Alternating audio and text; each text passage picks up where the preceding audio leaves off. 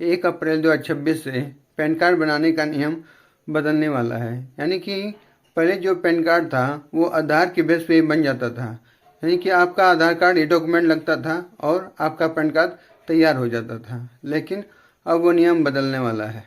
पहले आप किसी भी CSC सेंटर पे जाके या फिर जनसेवा केंद्र पर जा करके आधार कार्ड दे देते थे और फोटो साइन दे करके अपना पैन कार्ड अप्लाई करा लेते थे। लेकिन अब ये हो नहीं पाएगा। अब आपको 1 अप्रैल 2026 से जो पैन कार्ड बनाने का नियम है वो बदलने वाला है। तो आप अगर पैन कार्ड बनवाने जाएंगे तो उसमें आपको आधार कार्ड के अलावा एक और प्रूफ लगेगा, जो कि आपके जन्म का प्रमाण होगा। यानी कि जन्म के प्रमाण के लिए आपको एक और प्रूफ देना पड़ेगा, तभी आपका पैन कार्ड अप्लाई हो पाएगा।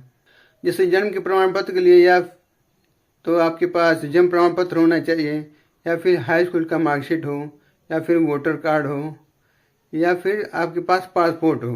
यानी कि जन्म का प्रमाण पत्र देने के लिए एक और कोई प्रूफ देना पड़ेगा, तभी आपका पैन कार्ड अप्लाई हो पाएगा।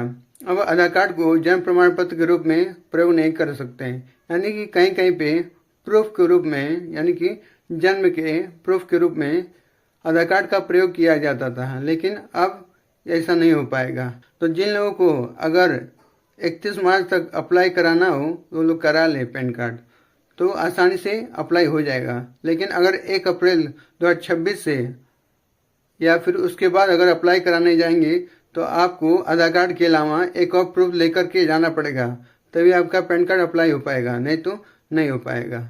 और ऐसी बात भी नहीं कि बिना पैन कार्ड के आपका काम चल जाएगा। जिसके पास पैन कार्ड नहीं उसे पैन कार्ड तो बनाना ही पड़ेगा, क्योंकि सरकार ऐसे ऐसे नियम लेके आ रही है इसमें पैन कार्ड होना आवश्यक है। जैसे बीच में आधार कार्ड और पैन कार्ड आपस में लिंक होता था, तो जो प्रक्रिया लिंक होने वाला था अभी भी चल रहा है। तो जिनका लिंक नहीं होगा, जैसे पहले फ्री में लिंक हो जाता था, उसके बाद 500 रुपये चार्ज किया गया, अब वही चार्ज बढ़ करके 1000 रुपया हो गया है। अब हो सकता है कि भविष्य में उससे भी अधिक चार्ज लगे, लेकिन लिंक तो कराना ही पड़ेगा आपको कभी ना कभी।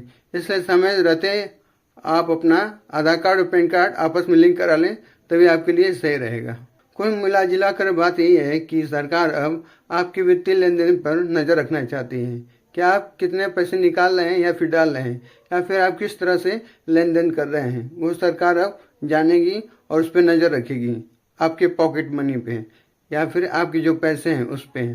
तो इस तरह से सरकार आधार कार्ड और पैन कार्ड को आपस में लिंक कराना चाहती है, ताकि पता चले कि आपके कितने खाते हैं और किस खाते में कितने लेन देन हो रहे हैं आपस में। ये सब सरकार उस पर नज़र रखेगी अपनी।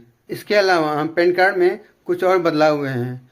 जैसे आप हर रोज़ 50,000 का 49,000 तक निकालते थे तो आपको पैन नहीं देना पड़ता था, लेकिन 50 या उसके ऊपर निकालने पर आपको पैन कार्ड दिखाना पड़ता था, चाहे वो आप जमा करने जाएं या फिर निकासी करने जाएं।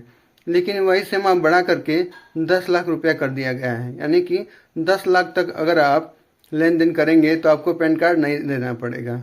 इसके अलावा जैसे गाड़ी खरीदी जाती थी, 2 पहिया वाहन हो या फिर 4 पहिया वाहन हो, तो उसमें भी पैन कार्ड लगता था। अगर पैन कार्ड लगेगा तभी आप गाड़ी खरीद पाएंगे। लेकिन अब इसमें भी परिवर्तन कर दिया गया है। अगर अब आप 5 लाख के तक गाड़ी लेंगे, 5 लाख तक अगर गाड़ी लेंगे तो उस पर आपको पैन कार्ड नहीं देना पड़ेगा। अगर उसके ऊपर कोई गाड़ी लेंगे तो आपको पैन कार्ड देना पड़ेगा।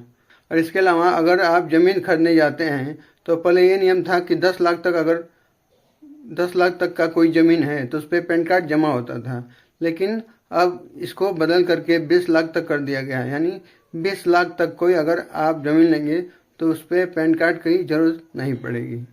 आज का वीडियो कैसा लगा आप लोग कमेंट करके जरूर बताइएगा, और वीडियो अच्छा लगे तो फॉलो जरूर कर लीजिएगा। फिर मिलेंगे किसी ऐसे वीडियो में, तब तक के लिए जय श्री राम।